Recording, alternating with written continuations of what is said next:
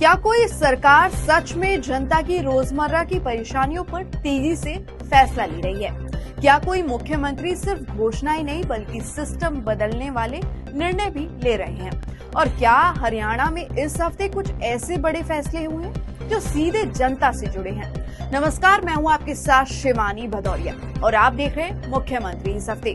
तो चलिए बिना रुके एक एक करके जानते हैं इस हफ्ते के बड़े फैसले।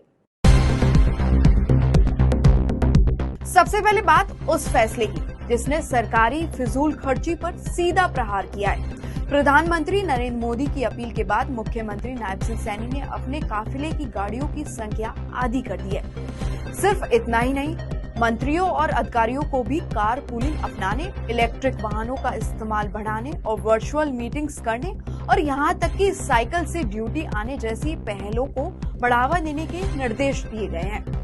सरकार का संदेश साफ है, दिखावे से ज्यादा जरूरी है बचत और जिम्मेदारी। अब बात उस फैसले की जिससे करीब 8 लाख लोगों को राहत मिलने वाली है।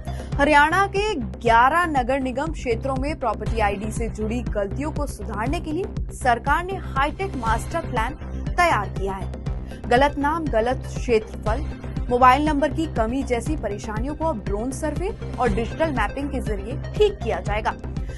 इससे टैक्स से जुड़ी गड़बड़ियां कम होगी और लोगों को बार बार दफ्तरों के चक्कर नहीं लगाने पड़ेंगे। पर्यटन के क्षेत्र में भी इस हफ्ते बड़ा फैसला लिया गया है। हरियाणा सरकार ने प्रदेश के पर्यटन स्थलों को आधुनिक और आकर्षक बनाने के लिए 139 करोड़ रुपए खर्च करने का फैसला किया है। सूरजकुंड, मोरनी, सुहाना, सुल्तानपुर जैसे क्षेत्रों में एडवेंचर और स्पोर्ट्स एक्टिविटी को बढ़ावा दिया जाएगा। साथ ही पर्यटन निगम के कर्मचारियों के बकाया वेतन के लिए भी विशेष बजट रखा गया है। सरकार का उद्देश्य साफ है, पर्यटन बढ़ेगा तो रोजगार भी बढ़ेगा।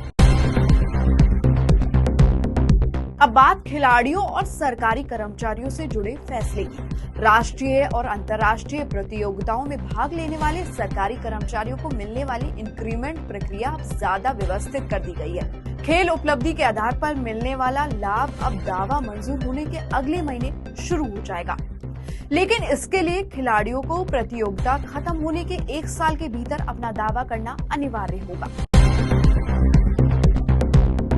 महिलाओं की सुरक्षा को लेकर भी सरकार ने सख्त रुख अपनाया है।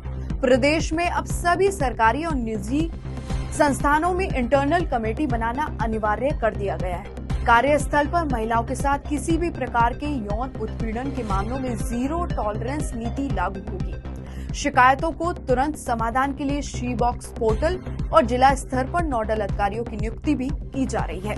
ये कदम खास तौर पर वर्किंग वुमेन के लिए बड़ी राहत माना जा रहा है।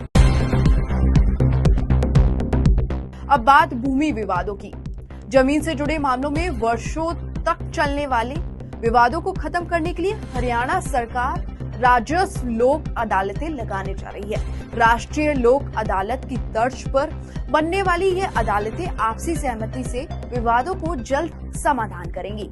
साथ ही digital court case management system लागू होगा और सुरक्षा व्यवस्था को आधुनिक बनाने के लिए एआई आधारित कमांड सेंटर तथा अग्निशमन कार्यों में रोबोट तकनीक के इस्तेमाल की संभावनाएं भी तलाश की जा रही हैं। युवाओं के लिए भी इस हफ्ते बड़ी खबर आई है।